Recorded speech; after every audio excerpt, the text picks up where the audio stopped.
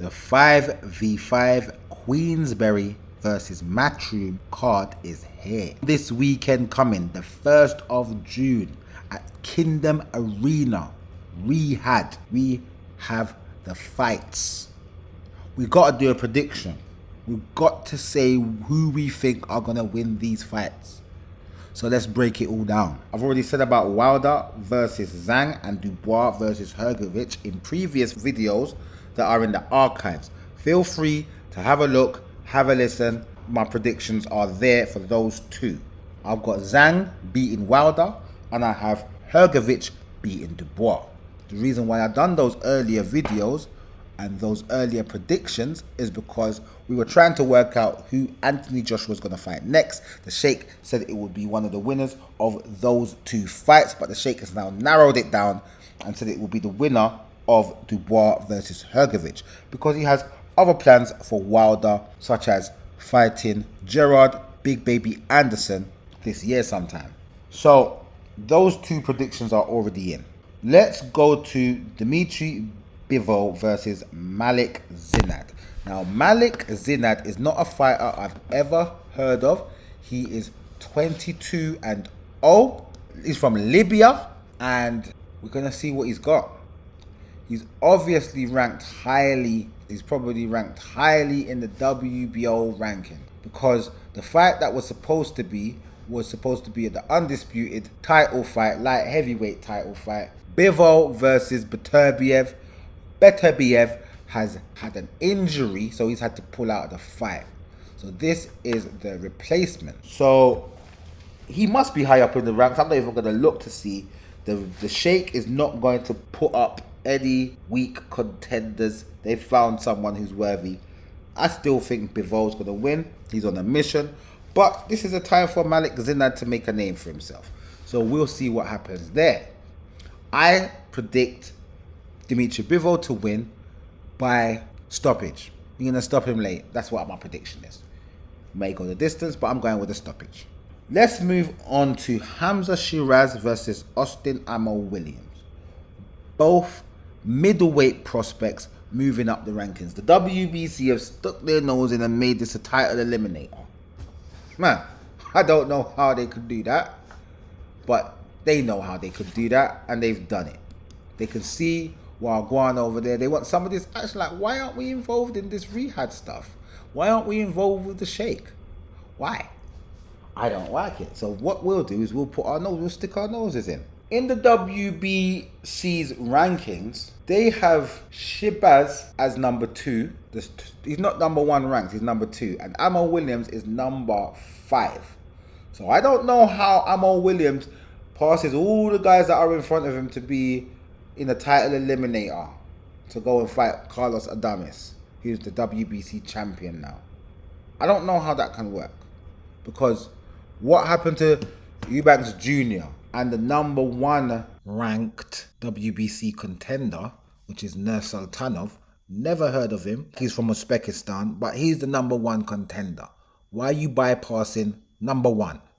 And what happened to Garcia and these guys? How come he just can pass Garcia, pass Eubanks Jr., pass this Sultanov guy, and just go straight into being a contender and getting a title eliminator?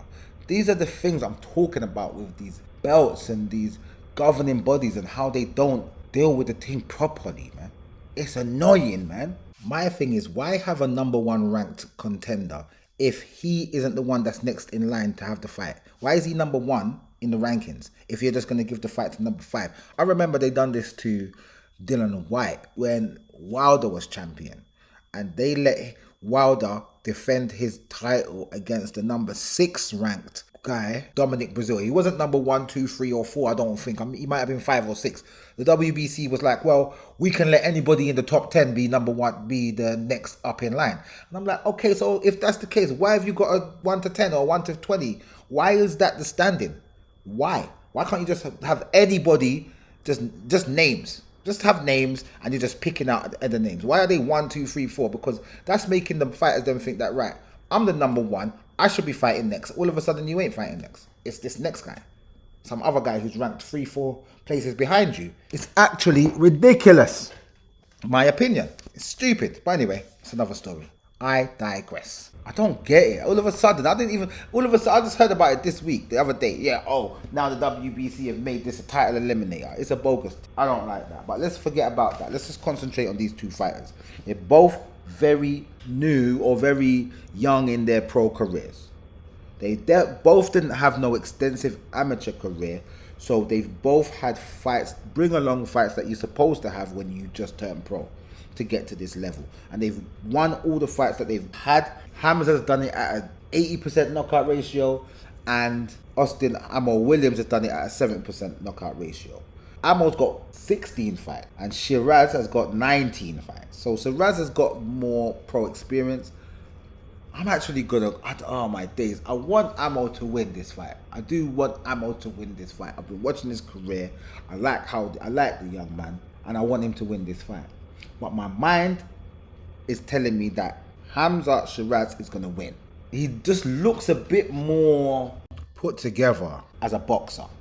Amo looks like a better fighter. Shiraz looks like a better boxer. I'm gonna go with Hamza Shiraz to win a split decision on points.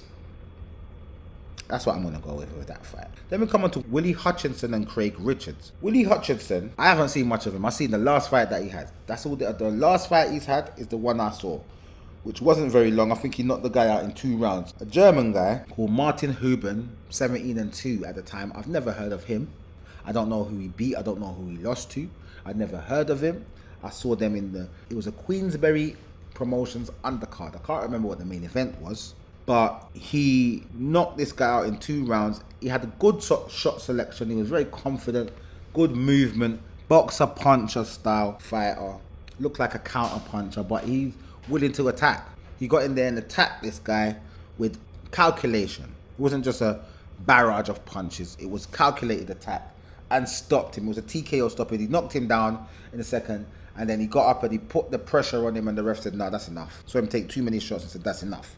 So Willie Hutchinson is in a good vein of form. He's had 1 loss. I don't know who this Lennox Clark is that he lost to. Don't know him. Never heard of him. I've never heard of Willie Hutchinson until I saw him in March on the undercard. Be honest with you. So we go to Craig Spider Richards, and I rate Craig.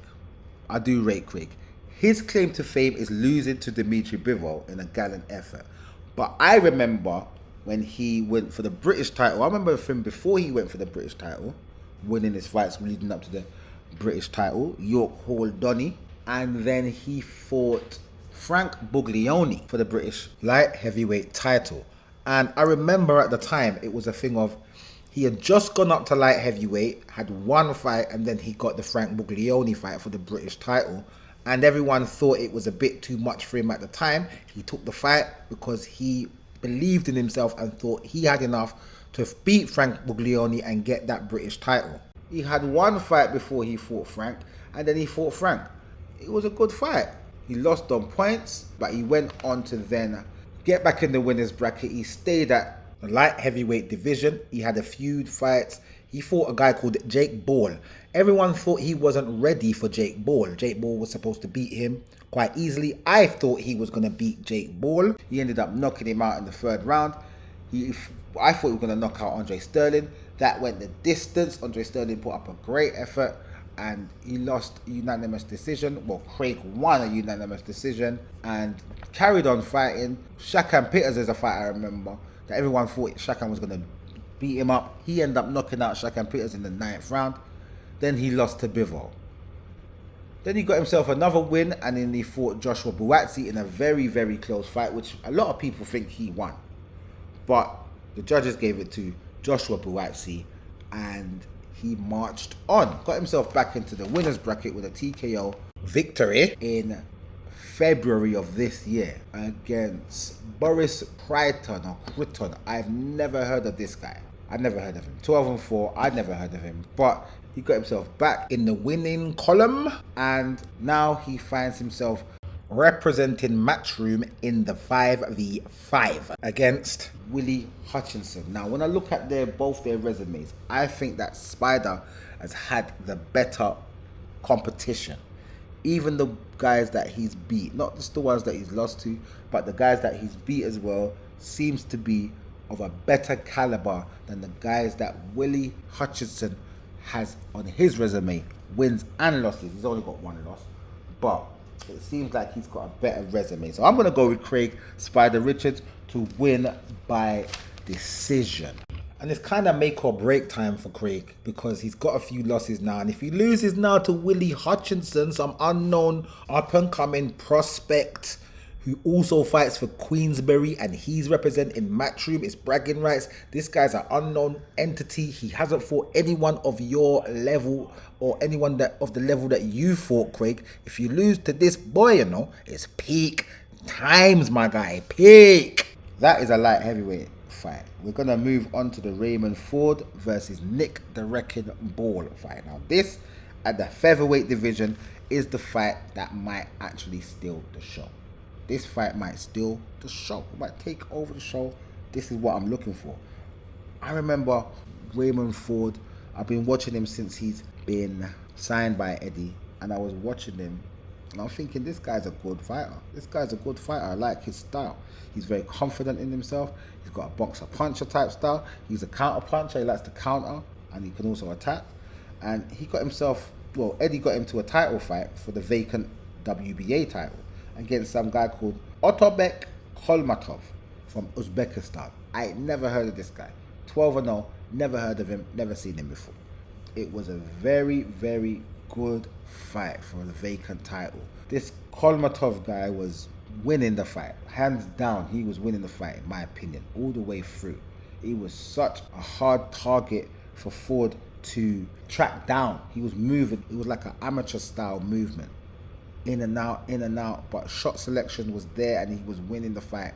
The 12th and final round, Raymond Ford, someone must have told him, you need to knock him out, because he went out there and he went in on this guy, caught him with a nice shot and then put the beating on him, and eventually TKO refs came in and stopped it just before the final bell. Must have been about 4 seconds to go, something like that. Must have been about 4 seconds to go. Yeah? If that. And the ref said, yo, no, you've had enough. You can't let it go on anymore. And he stopped the fight. I was shocked. I was thinking, it's a world title fight. You should let him at least, got 5 seconds. But at the end of the day, anything can happen in them 5 seconds. The referee is there to make sure that everyone leaves safe. And he done a good job by stopping the fight, because Raymond Ford became champion. And while that was happening, Nick Bull, who I had seen deal with Isaac Dogbe, my Donny, in a vicious way, he beat up Isaac Dogbe.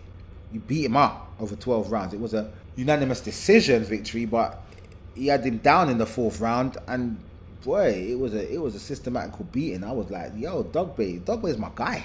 Isaac Dogbe is my guy, and this guy dealt with him in a mad way. I was like, yo, this is the emergence of something new here. This is the emergence of some new fighter. Let's see what's going on with this guy.